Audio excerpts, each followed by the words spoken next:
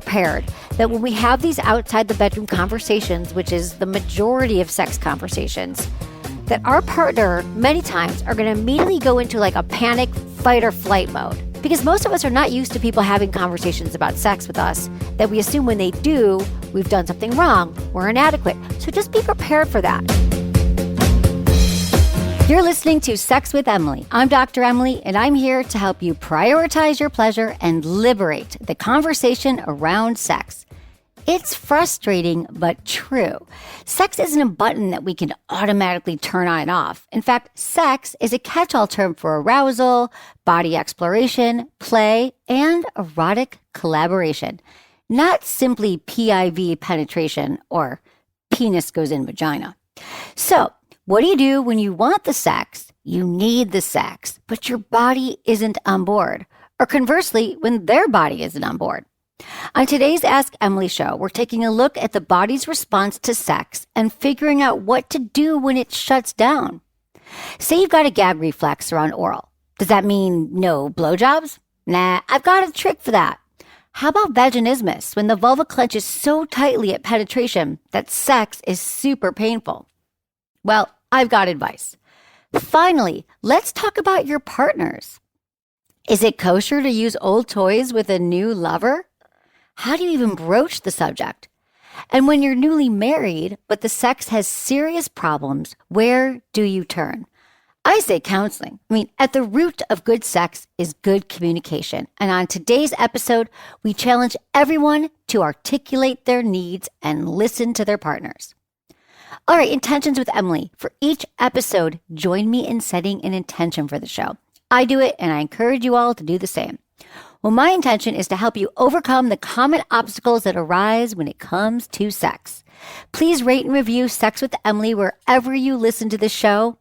My new article, Ask Emily, How Do I Make Scheduling Sex Sexy, is up at sexwithemily.com. Also, check out my YouTube channel for more sex tips and advice. If you want to ask me a question, just call my hotline, 559-TALK-SEX, or 559-825-5739, or leave me a question at sexwithemily.com/askemily. All right, everyone, enjoy this episode.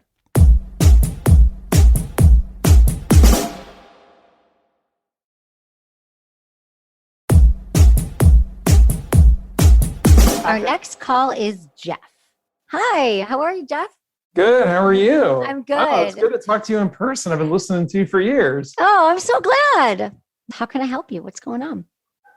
Well, I am newly married, but it's not a conventional marriage. I did a kind of a 90-day fiance thing. Really? Because I live in Oklahoma. Okay. And I'm from Atlanta, but I live in Oklahoma, and it's very difficult to meet people here. And after 7 or so years of frustration, I decided I had to mix it up and do something different and go overseas. Okay. Yeah, so I did that. Okay. Wow. So yeah. You found her through? I found her online through an international dating site. Great. Okay. Yeah. And we started talking right before COVID, November of 2019. So we're at 2 years now. Okay. Great. And she and her son moved here, and we got the K-1 visa, and she and her son moved here in June. So they've been here 5 months. We got married in August. It has been quite the culture shock. She's Ukrainian, by the way. I was going to ask where she's from. She's Ukrainian. Okay. And how old is she? Yeah. She's 35. And how old are you? 53. Okay. Got it. So she's Ukrainian. She hadn't been here before? She had never been here before. Very different culture. Okay. Did you meet before she arrived? Yes, I flew to Kiev and we took a vacation together. We went from Kiev to Barcelona and spent a week in Barcelona. And then our vacation got cut short because that was right when COVID was starting, March of 2020. Okay. So I was supposed to go back to Ukraine with her and spend some more time with her, but I had to come back home. She went back to Ukraine. And then I started the application for the K-1 visa, which took like over a year. Oh, okay. That's the whole thing. So you're saying she's there now. So what's going on? I feel like we're mismatched sexually, and not just sexually, but that's what obviously I'm talking to you about. I was single for 12 years before we got married and, had my share of flings, even though that's not really who I am and who I wanted to be remarried. After, I got divorced. So I kept trying to find my next wife. But I say that to say I've got a lot of experience. I don't pretend like I know everything about a woman because I know every woman's different. Mm-hmm. But, oh my gosh, like nothing that I do that I've done with previous women turns her on. Touching her nipples, touching her clitoris. I mean, actually, she hates that. She's not a big fan of receiving oral sex, and I'm a big fan of giving it. But sometimes she likes it, but she's always like, I can take direction, but it's like constantly like moving my head and and I'm just thinking, why am I even bothering here if she's. Well, at least she's I'm trying to learn. You. Yeah, she's trying to direct me, and I'm trying to take direction, but it's also frustrating because I think just when I think I've got it, she's, no, I don't like that. Do this or. Do you think that is she into sex though? Does she like it when you're having sex? Is she? She does, but she can only orgasm in one position. It's the same position every single time. So for me, it's gotten a little bit boring. Well, that's common. Oh, it is? Women. Okay. Oh, yeah. I mean, what position is it? On her stomach.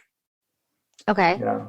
I mean, most people have a position that they come in. So how comfortable is she around sex and like where she grew up? Do you know her sexual history? I don't know much about her sexual history, actually. She's not very open about it. Okay. I asked her because I suspected when we were on vacation together that maybe she had been abused because we were right in the middle of it. And she literally pushed me off of her and went into the bathroom and for like 10 minutes. And I thought, what just happened here? And we talked about it. And she said she was just frustrated because she couldn't climax. And I thought, well, that's strange. I've never had that reaction before. Oh, yeah. Well, yeah. Okay. Well, it sounds like you guys are still getting to know each other. And you said that there's some issues that you're also not matched about because sex isn't just like this thing that we can turn on and off. It's also factors into other things happening in the relationship. If there's resentments or if there's depression or if she's on any medication or she's worried or about something or I don't know, but what else is going on? We have communication issues. In fact, we just went through like an intense 3-day workshop. It was an online workshop, but it was for couples that were considering splitting up. And I don't think she realized how serious I was second guessing my decision to marry her, how serious the situation had become because we just don't communicate enough. Our communication is what chores she wants me to do, or can she buy this or that because she can't work yet legally in this country. So it's always like surfacey, either chores or what are we going to do? What are our plans for this or that? It's never like any deep conversation with her. Yeah. Do you think she has experience do you think it's a language thing? How's her English? No, she's pretty fluent. I mean, obviously she's more fluent in Russian, but she's pretty fluent. So I don't think it's that. Do you think? But I do think, even though she calls herself a feminist, which I don't like the word, I admittedly don't really like that word. Well, that actually brings me back to one of the arguments is because she views herself as a feminist and she is home now and I'm the one working. She's not like cooking, or she cooks some, but she's not like, I wouldn't say she's like filling a even temporarily traditional role, which is what I would like her to do, not permanently, but while she's not working. And so there's been a lot of tension over that. Did you guys have any conversations about this before you got married, about the expectations, about how life would go down and what you wanted and what she wanted? We did premarital counseling. I had a pastor who's a friend of mine go through it with us. Okay. And she said to you, I will be working, I will be cooking, I will be taking care of you in that way. That's important to me. She's not exactly, I think she's just not really much of a nurturer. No, she didn't really say, I will be taking care of you. She didn't use those words. She thinks that everything should be split 50-50. And if she feels like I'm taking advantage, she's just not going to do it. And I feel like I'm being used and taken advantage of because I'm the one working, earning all the money. I'm the one paying for her paperwork to, help her get established here and paying for her education so she can get a certification for a job. I'm doing all these things and I do little things for her. I buy her flowers and stuff. And I'm not getting much back. Have you ever asked her what she needs from you? Yeah, that was part of this past weekend. What'd you find out? I think she needs words of affirmation. And I think she likes acts of service. My top 2 love languages are quality time and acts of service. And I'm That's not great. really getting either one. Okay. Have So you let her know what that would look like for you? I haven't exactly, well, I've spelled out the quality time. It kind of comes out sideways because I get frustrated. She'll be on her phone on social media when we're supposed to be spending time together. And I'm just like, well, I feel like I'm alone. I might as well just be sitting here alone. Do you guys have an attraction? Do you have a friend? I mean, do you love each other? Yeah. Yeah, we do. Although I admit on my end, it's fading because I'm seeing who she is and I'm not sure if who she is who I want to be with, or if maybe if I change some behaviors, some communication style, if she'll become more of who I want to be with naturally. I don't know. I mean, I know I can't change her. Yeah, I can't make her change. Right. It's still really new. That's why I'm wondering if you guys could continue to go to counseling, because I think that's really important. It sounds like you're having some fundamental challenges right now around a lot of things, like just like lifestyle. She's adjusting to a new country. It's a lot going on, and you're supporting her, but maybe she's resentful for that. Maybe she wants to be more independent. Maybe she misses her home. I don't get that from her though. I don't get any of those from her, really. I mean, I feel like she thinks she's entitled and that, I'm doing what a man is supposed to do. So in some ways, it's like she thinks traditionally and she's got she's got good morals and all that. But in other ways, in the ways that are meaningful to me, she's not traditional. So it's kind of confusing for me at times. Well, it sounds like there's starting to be some like resentments on both sides. You're like, she's not really a feminist, or she's saying she's a feminist. You have all these expectations and she's got some expectations. And really that's what relationships are, understanding your partner's needs and really both actively wanting to work on the relationship and deepening communication. And so I think that the sooner you guys get into, you should go see a counselor together. Once a week. Okay. But I think it's like ongoing for the next maybe few weeks and months, and just see. I think you'll have your answer. Like you'll know if it's not meant to be and you guys aren't willing to make compromises to make it work, then I think you'll know. But it sounds like these are really fundamental. Like she thinks she's right. You think you're right. There's like nothing I can tell you right now that is going to be some magic formula to get her to, want more sex. So I'm sorry that this is happening. And I think that sounds like just you need to have some more honest conversations with the help of a counselor. That's what it sounds like to me. Yeah, I just feel like I'm putting in all the work. Like the example I'll give you is this workshop I did we had homework every single day and I did all of it and she still hasn't finished it. And the workshop is over and we're supposed to read a couple of different books on relationships and I've done all the reading and everything. Maybe you guys could do it together. Maybe that's not her thing. Like maybe for her, like you could have a date night where you guys are doing the exercises together. Yeah. You could read it together. Maybe she's not a big reader. Maybe she's the homework getting it done. Well, I do think I know it's challenging for her because English is her second language. Even though she's fluent, it like takes her longer to read things than it does of course. me. That makes sense. So I don't know. It sounds like she's kind of a procrastinator with that stuff. And I keep telling her, this is really important to me. And every time she probably resents that. I can tell you from being, I'm a procrastinator. And what was really helpful for me is if somebody like sits with me and says, okay, has a calm tone and say, this is important. What do you need to get this done? Like, what would the first step be? And like, maybe they'll even sit with me while I do the homework. They sit with me while I read. So maybe she needs to do it with you and make it fun, make it positive. Not like you need to do this homework when I'm away. Like you'd be like, fuck you, Dad. Right. Yeah, I think that there's some tone things. She needs to be nurtured a little bit. It sounds like she needs some words of affirmation, even when you don't feel like it, and maybe some more softness from you. Yeah. And I try to be playful, but she pushes me away. Playful in a way I know how to be playful, with touching and things like that. And she just, she might not get it. Well, I think you should ask her what's playful, what's fun. Have her show you her favorite movie or like what culturally is it. Maybe ask her, do you ever ask her to cook for you or do something culturally that just get to know her on a deeper level, then you'll be able to have deeper conversations. What was the hardest?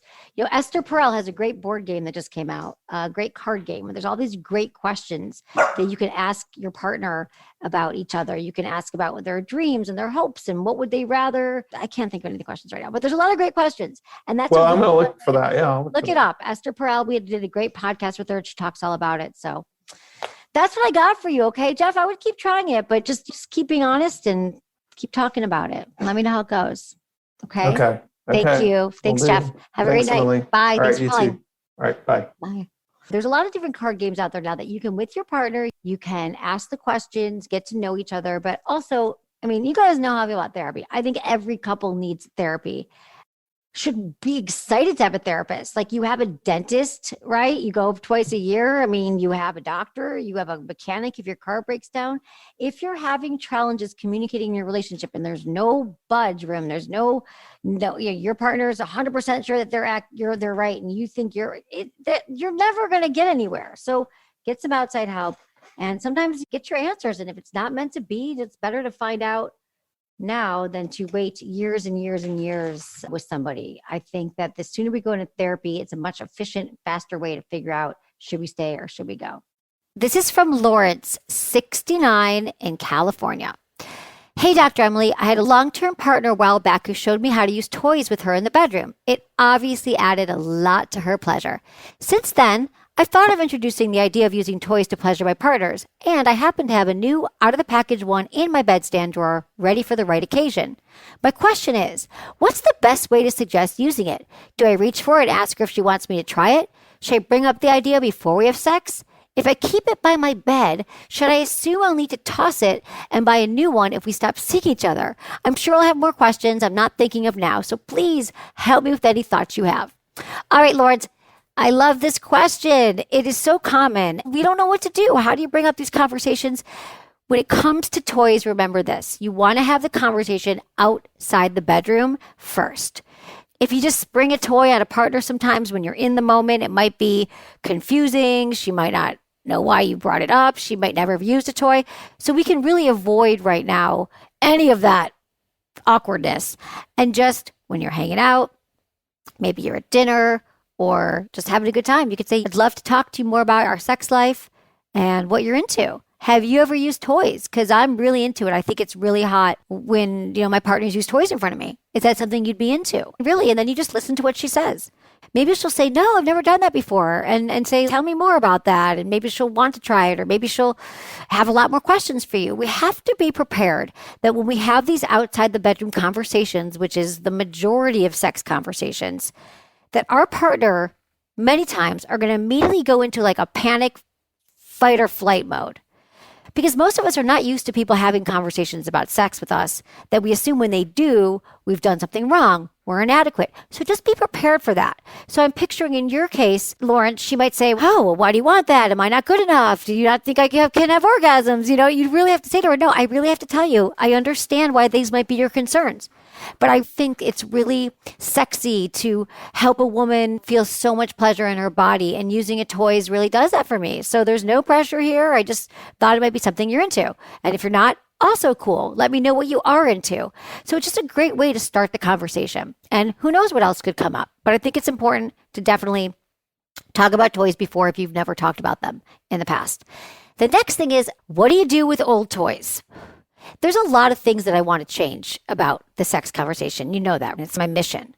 And I wish that we could normalize keeping sex toys and using them with partners, because toys are expensive. They're a big purchase and they are sanitary. You can clean them using toy cleaner or damp cloth. There's something called the UVEE, and it cleans your toys using UV light. Some toys can be boiled. You got to check. It's a lot to throw at a toy, but let me give you the other side of the coin. I understand that a lot of partners will be like, where's that thing been? Like, who were you using it with? And then automatically what comes to mind is the past partner. And then they can't stop thinking about the past partner, and here's the toy. So I would be really careful at first to make sure that you're using fresh toys. And if it's their first time, or maybe you have a partner who understands that toys can be sanitized and can be used across multiple partners. People do it all the time. People in open relationships. Think about it. When you go to your doctor's office, she's clearing out instruments that have been used inside of you, right? Or used all around you. They clean, they sanitize. So I'm just saying, I understand the concern, but also we got to be mindful of our partner. And first, let's just see if she's on board with the toys. That's a great question. Thank you. After the break, I talked to Corrine, whose gag reflex is getting in the way of giving oral. Has this happened to you? Well, I'll set you up for success when we come back.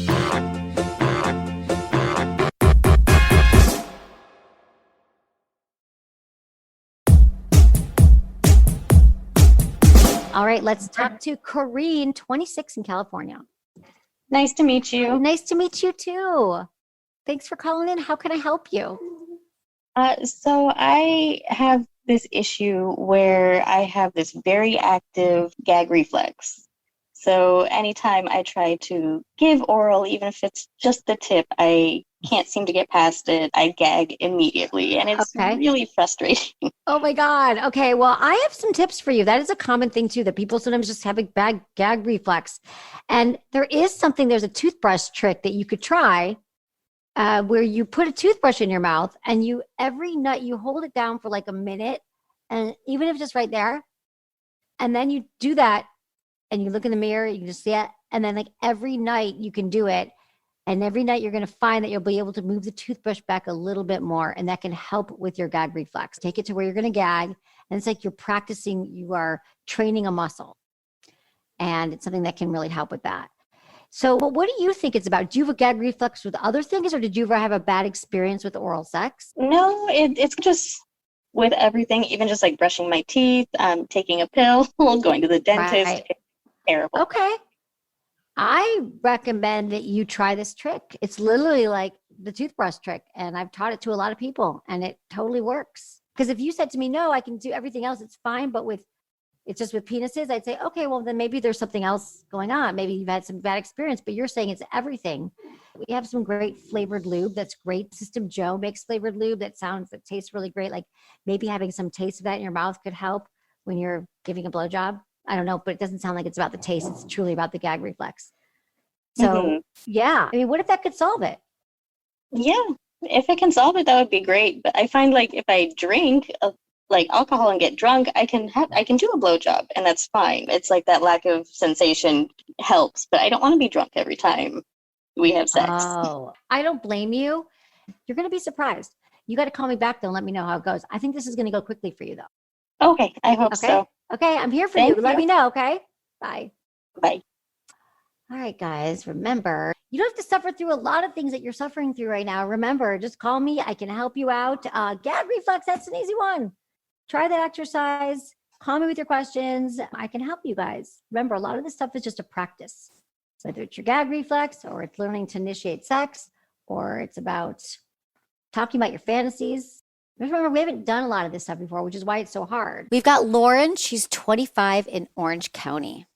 Hi. Hi. So good to see you. Let me know, how can I help you? I think I submitted to you about vaginismus. Mm-hmm. And so it's not something that I hear a lot about. I mean, I've heard through social media and like podcasts, I've heard a lot of talk about like endometriosis, but I never really hear a lot about vaginismus and the pain. And it wasn't until I was in a 5-year relationship and first time like having sex, and then, okay, sex hurts. It's like that old wife tale, like, oh, sex is going to hurt, and then it gets better. But over time, it started turning into an issue. Right. And not just with sex, but also when I would go to the gynecologist and get pap smears and with tampon insertion. Mm. So I was like, okay, something is off. Even though when I'm in my mind, I'm like, okay, I'm ready to have sex. Like I'm just with my boyfriend. And then as he goes in, it's just my body rejects it. It's like hitting a wall. And this has been going on for 5 years? Yeah, since I was like 21 and I'm 25 right now. Okay. First, what did your gynecologist say? It actually was not that great. I actually spoke to my healthcare professional about it first before I spoke to my gynecologist, because as she was doing the pap smear, I was in tears, Emily.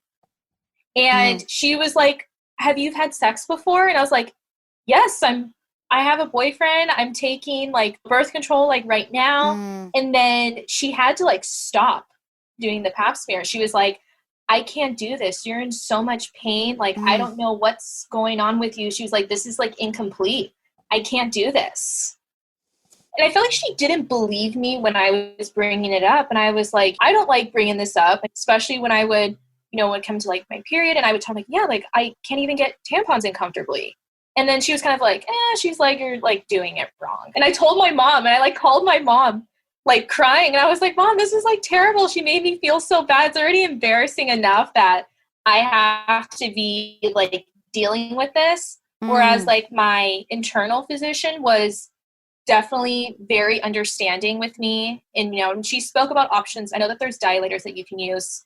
Well, my first recommendation would be to go see a pelvic floor physical therapist. Okay. And find a new gynecologist right away. So pelvic floor physical therapist can diagnose you and figure out what it is. And then they work with you on the dilators and on expanding. What happens is you wear a dilator and you start with a small one. Like it's because of a lifetime of clenching. Like for whatever reason, your muscles are wrapped around tightly and then they start to unwind around like the dilator. Then you can start to eventually be able to go up, but they can put their fingers inside of you. They can work with you to see what it is because there's a lot of different causes for it. I mean, you could be born with an overgrowth of nerves in certain areas. Have you ever had any trauma, sexual trauma growing up? Was there ever any? I have not. Definitely grew up in a family that wasn't very like sex positive, whereas now I feel like, it's definitely people are more open to talking about it. But yeah, so no like trauma or anything. I just had that like relationship that's occurring over time. So sex isn't impossible, but there's times where it takes 20 minutes to really get into it. Well, I think we got to get you some help. Yeah, there is a center for San Diego sexual medicine. There's a doctor named Dr. Irwin Goldstein, and he is a leader of all things sexual pain for women. He has been doing this work a long time. He's in his 70s, and he has helped so many women. I'm just thinking you're in the area, and you could maybe check him out and see. I have a friend who went there recently. She's like 35 or 36, and for 10 years, she's been seeing doctors about her pain and thought it was vaginismus or vulvodynia. And she finally went to Dr. Goldstein and was able to realize that she had some open nerve endings that had to do surgery. And so there's a lot of different things right now. I'm always learning too. So I think if you wanted to start with a pelvic floor person, physical therapist near you, they could help you take the next steps because I don't want you to be in pain. You don't have to be in pain. Right. There are dilators, and I wouldn't recommend doing your Kegels or anything either because that sometimes could cause more pain. How are you with other like touch? Like, do you have pleasure during sex once it happens? Yeah, so I'm able to like get into it. I love it. I'm avoiding it now just because of like the pain. But then once, it kind of starts to go in, and it's weird too because last time it took me like 20 minutes to really get into it, and then it was fine after. But in the beginning, it's just there's like a certain spot and it's just like my body like rejects it. It's like I have to train myself to relax, which is weird because, it's consensual. I want to do this, but my body and my brain are on two different zip codes. Yes, exactly. Because I can't really pinpoint what caused it. Whereas if I could say if it was trauma, then I can say, oh, well, it's the trauma. I feel like it's just a cluster of things that contributed to it. There's a lot. That's why you're going to find out. And what I love, Lauren, is how much you're thinking about this and researching it. And I just would love you to see professionals that unlike your gynecologist who actually specialize in this. Hopefully your health insurance could take care of that. That another thing is when you are together, to answer your question about healthier sex, is to go slow and cuddle and touch and have him help you rub the lotion in and help you get in the mood so you don't feel like it's just penetration. Because so many of us don't have the most pleasure during penetration anyway. We want other touches, we want other things. So I think what's difficult too is like bringing it up like in conversation, because that's where I get a little like awkward, like talking about, I'm like, okay, I don't want to bring it in the moment because then that's going to ruin the moment. But just to give you a heads up, so this is an ongoing thing. It just happens. I can't control it, which sucks. I mean, I can feel when it's happening because it's all like in the inner thigh. Like, I'm comfortable with it, but it's hard for me because I don't know how the other person's going to feel. They're like, okay, well, I don't want to have to deal with this. So that's why I've been more avoidant now. Okay, you've been avoiding it, of course, but we don't know how. We're also not trained how to talk about sexual things with our partners. So I would talk to them outside the bedroom. I have 3 T's of communication. It's timing, tone, and turf. And you want to find a time when you guys are hanging out, having a good time. The turf is outside the bedroom. And your tone is like curious and open. And you just say, hey, I want you to know that I know this has happened. You've been with him for a few years, you said, right? 5 years? 4 years? We're not together anymore. Okay. And so I've been, like dating like other people, but I found that it's the same thing again. When you're with these guys, you can just say, I have pain. This is just, it's really common. And I just want you to just tell them and then just say, hey, I want you to know that sometimes I need to go slow, or I have this, that hurts when I have sex. I'm working on it. But right now I need to go slow. I need you to do other things to me that feel good. Maybe they go down on you because it sounds like externally you don't have pain. It's all like internal. So external, no. It's just everything is like internal. So I mean, girl, how does oral sex feel? They could go down on you and help you. Yeah. I think that you could be a great teacher to these men that you're dating. They need to understand that not all women are ready to go for a multitude of reasons. And yours happens to be pain that you're working on. Right. You got this. Yeah. You do not have to be in pain. I want I you will. to keep me posted Thank on your you. journey. I'm here for you. Thank you. Okay. Bye, Lauren. Definitely. Bye. Pain, you guys. Pain is real. A lot of us with vulvas during sex have sexual pain. You got to talk to your doctors. Unfortunately, our gynecologists, many gynecologists do not realize that women have pain, that vulvas have pain, even though you're a gynecologist and they're in the business of vaginas, they are not in the business of vaginal pain. And if you've been shamed or shut down about it, I'm so sorry. And I want you to get some help. We've done a lot of episodes on pain. We've done a bunch with Heather Jeffcoat. Heather Jeffcoat's book is Sex Without Pain, a self-treatment guide to the sex life you deserve. And that is a really great book. But I want to normalize this for you, that if you have vaginismus or vulvodynia, any of these reasons why you have pain now, we're finding out there's so many reasons. You have to get it checked out by a professional, somebody who specializes in your health. Don't worry about pleasing your partners at this point. Don't worry about being embarrassed or shameful, but get some help. There's a lot of resources out there, and I'm here for you too.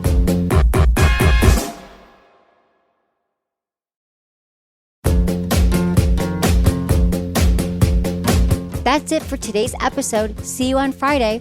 Thanks for listening to Sex with Emily. Be sure to like, subscribe, and give us a review wherever you listen to the podcast, and share this with a friend or partner.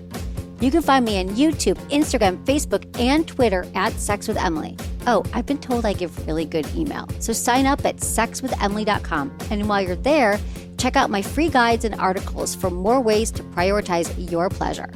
If you'd like to ask me about your sex life, dating, or relationships, call my hotline, 559-TALK-SEX. That's 559-825-5739. Or go to sexwithemily.com/askemily. Special thanks to Acast for powering the Sex with Emily podcast. Was it good for you? Email me, feedback@sexwithemily.com.